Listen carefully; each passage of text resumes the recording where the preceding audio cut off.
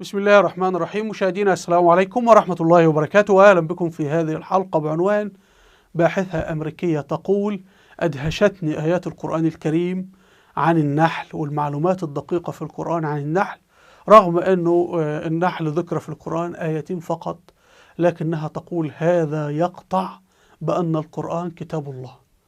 وأنا سمعت أنه القرآن فيه سورة اسمها النحل، فاشتريت القرآن وقرأت الترجمة فتقول دهشت، ما هذا؟ دقة متناهية في وصف علم للنحل في آيتين فقط من كتاب الله. العلم الحديث توصل لهما الآن. فتعالوا نسمع ماذا قالت. I heard there was a chapter in the Quran about honeybees, so I had to check it out, and this is what I found. Chapter 16 is called The Bee. And Islam highly respects the bee to the point where it's a sin to kill one. Okay, 3 key points. 3 things that I liked. Number 1, it talks about honey. It says, there comes forth from their bellies a beverage of many hues in which there is healing for men. I love that it addresses the many different colors of honey. You guys know that I love this. Honey is a magic food. That's great. 2, I think the overall vibe here is to mimic your life after the honeybee. Like, that's the message. Being hardworking and dedicated, with the hive being your home and the colony being your family, and the idea that no job is too small and everyone is needed. I think that's quite beautiful. And then number 3, the last thing I thought was really cool is that the Quran was originally written in Arabic, and the Arabic has female, male verbs. And the verbs they use to describe the honeybee, building, eating, foraging, working, were all female verbs. And when the Quran was written, there was no knowledge that bees, worker bees, the hive is primarily female. So a lot of people say that this is one little sign, little way that we can tell that it's an inspired book written by Allah, by God. I don't know. So there you go. Religious or secular, it's always fun to learn about the honeybee. الباحثة الأمريكية لها صفحة على انستجرام، وهي بتقوم بدراسات عن النحل، دراسات علمية، وهي اسمها ماكي أورتون، وعندها 165 ألف متابع. وكما تشاهدون كل ما تنشره على صفحتها خاص بالنحل والعسل، وهي طبعا عاملة رسومات كثيرة جدا. طبعا هي أشارت إلى سورة النحل وهي تتحدث كما عرضنا عليكم الآن. هنا الآيات التي أشارت إليها، كما نشاهد هي آيتين فقط، لكن كل كلمة في الآية ستجد أنه كلمة معبرة جدا. يقول الله سبحانه وتعالى: وأوحى ربك إلى النحل، يعني أنه هذا إيه؟ كل ما تفعله النحلة لم يعلمها أحد إياه، إنما الله سبحانه وتعالى أوحى لها. يعني مثلا نحن جميعا اللغة يعلمنا أبائنا، القرية أو المجتمع أو المدرسة أو كذا، نتعلم مثلا الطب أو الفيزياء أو الكيمياء، كل هذا تعليم. لكن مسألة الوحي مثلا أنه الطفل ينزل من بطن أمه فورا يلتقم ثدي أمه ليرضع، أو الماعز أو كذا، فهذا وحي من الله سبحانه وتعالى. فالنحل حضراتكم، أنا بالمناسبة يعني كان عندي منحل 10 سنوات كاملة يعني، وأنا كنت شغال فيه. النحلة لا تتلقى أي تعليم، كيف تجمع العسل من أي مكان، من أي زهور، من أي ثمار. هي يعني بتفقس من البيضة وبتقعد عدة ساعات كده جسمها ينشف، فورا بتشتغل وعارفة كل شيء بدون أي تعليم، رغم أنها بتقوم بعمليات حسابية غير ذلك. فانظروا سبحان الله، يعني كيف علم الرسول صلى الله عليه وسلم من 1400 سنة أن النحلة من اللحظة الأولى دون أي تعليم بتنطلق.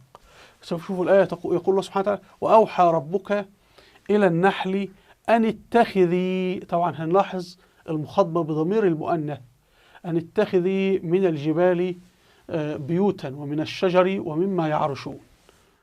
طبعا الله خاطب النحل بصيغة المؤنث لأنه خلية النحل هي خلية إناث كما سنعرض عليكم الآن، والذكور غير موجودين في خلية النحل إلا ممكن أيام قليلة كما سنعرض عليكم بعد قليل يعني. طيب الله سبحانه وتعالى يحدد أن هو أوحى للنحل أنه مساكن النحل إما الجبال وإما الشجر وإما ما يعرشون، يعني خلايا النحل.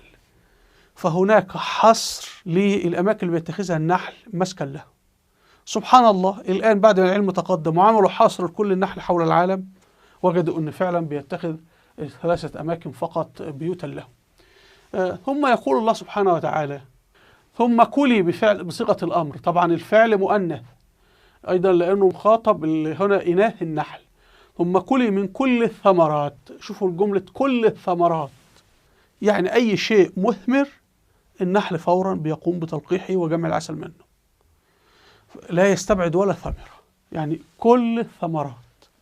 هل العلم الحديث اليوم قال لا النحل بيختار بعض الزهور وبعض الزهور؟ لا، كل الزهور كل الثمرات، سبحان الله، والرسول لم يكن عالما في النحل.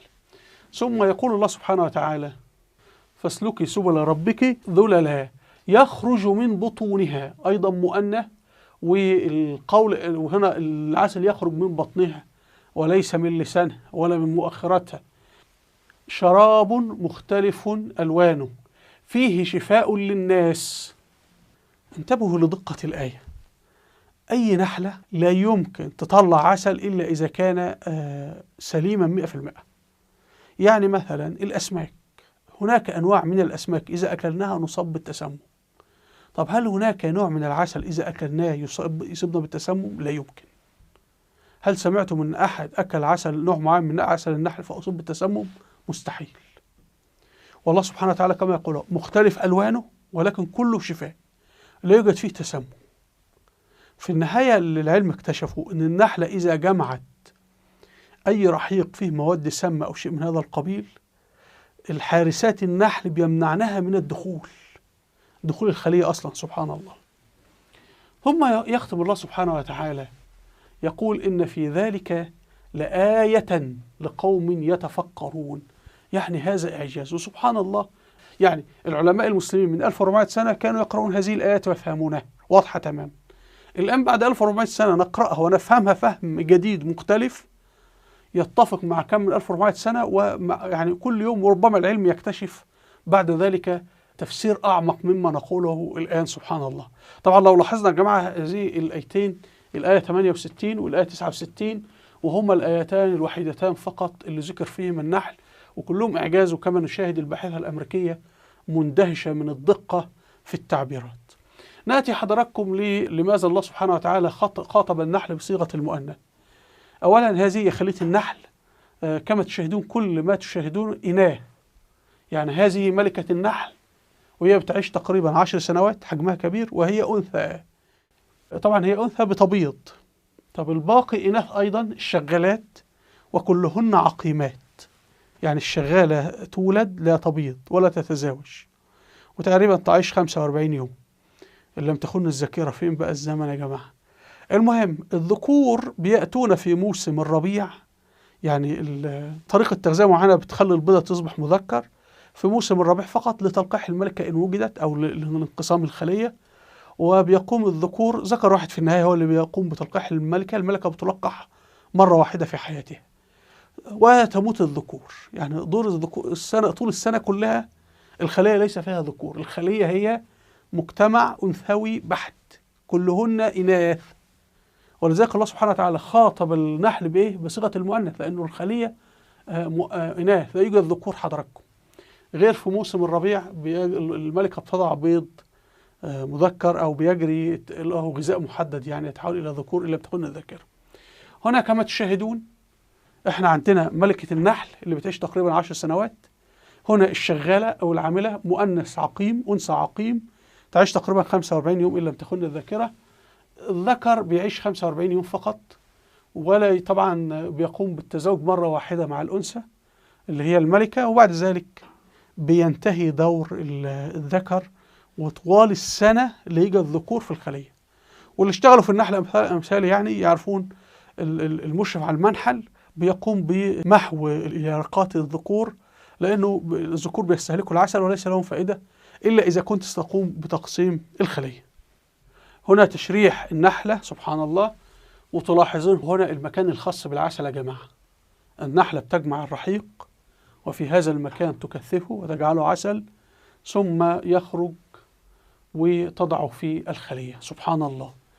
لا يمكن النحلة تضع العسل في الخلية إلا إذا كان نقيا وطاهرا، لا يمكن يكون فيه سموم، سبحان الله. وإلا النحلات الحارسات بتمنعها من الدخول أصلا. أرجو مشاهدينا أن تكون الصورة قد وضحت. في الختام هنا كتاب الدولة العثمانية والمغرب، تعاون المسلمين سواء في الدولة العثمانية مع إخوانهم المسلمين في المغرب لصد الحملات الصليبية القادمة على العالم الإسلامي. أرجو الاستماع لهذا الكتاب. هنا في ريزات على اليوتيوب، أرجو مشاهدتها. أسفل الفيديو رابط صفحتي على الفيسبوك وتويتر ورابط قناتي على التليجرام، أرجو الاشتراك في القناة. هنا قائمة فيديوهات الوثائقية التاريخية، أرجو أن تشاهدوها الأمات في مجال التاريخ. أرجو منكم الاشتراك في القناة بالضغط على هذا الزر. وإلى اللقاء والسلام عليكم ورحمة الله وبركاته.